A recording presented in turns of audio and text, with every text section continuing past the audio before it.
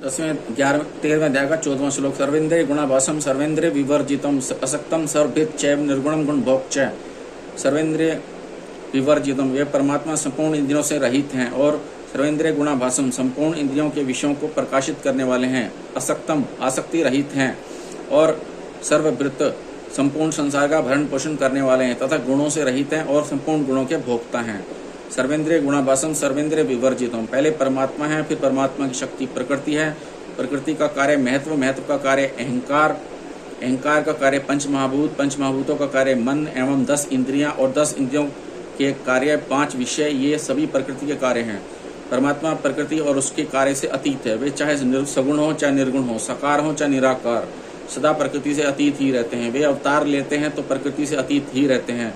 अवतार के समय वे प्रकृति को अपने वश में करके प्रकट होते हैं। जो अपने को गुणों में लिप्त, गुणों से बंधा हुआ मानकर जन्मता मरता था, वह बद्ध जीव भी जब परमात्मा को प्राप्त होने पर गुणातीत, गुणों से रहित कहा जाता है, तो फिर परमात्मा गुणों में बंधे हुए कैसे हो सकते हैं? वे तो सदा ही गुणों से अतीत रहित हैं। अतः वे प्राकृतिक इंद्रियों से रहित हैं, अर्थात संसारी जीवों की तरह हाथ, पैर, नेत्र, सिर, मुख, कान आदि इंद्रियों से युक्त नहीं है, किंतु उन इंद्रियों के विषयों को ग्रहण करने में समर्थ हैं। जैसे वे कानों से रहित होने पर भी भक्तों की पुकार सुन लेते हैं, त्वचा से रहित होने पर भी भक्तों का आलिंगन करते हैं, नेत्रों से रहित होने पर भी प्राणी मात्र को निरंतर देखते रहते हैं, रसना से रहित होने पर भी भक्तों के द्वारा लगाए हुए भोग का आस्वादन करते हैं, आदि आदि। इस तरह ज्ञानेंद्रियों से रहित होने पर भी परमात्मा शब्द, स्पर्श आदि विषयों को ग्रहण करते हैं।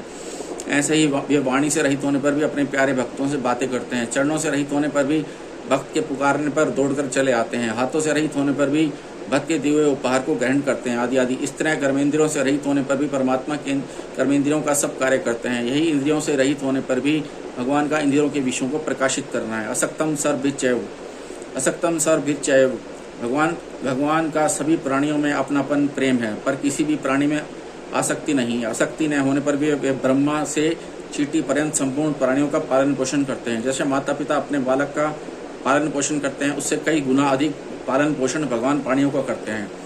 कौन प्राणी कहाँ है और किस प्राणी को कब किसी वस्तु आदि की जरूरत पड़ती है, इसको पूरी तरह जानते हुए भगवान उस वस्तु को आवश्यकता अनुसार यथोचित रीते से पहुंचा देते हैं। प्राणी चाहे पृथ्वी पे हो, समुद्र में हो, आकाश में हो अथवा स्वर्ग में हो, त्रिलोकी में कहीं भी कोई छोटा से छोटा अत्यंत अथवा बड़ा से बड़ा प्राणी हो, उसका पालन पोषण भगवान करते हैं। प्राणी मात्र के सुहृद होने से वे अनुकूल प्रतिकूल परिस्थितियों के द्वारा पाप पुण्यों का नाश करके प्राणी मात्र को शुद्ध पवित्र करते रहते हैं। निर्गुणम गुण भोक्च, वे परमात्मा संपूर्ण गुणों से रहित होने पर भी संपूर्ण गुणों के भोक्ता हैं।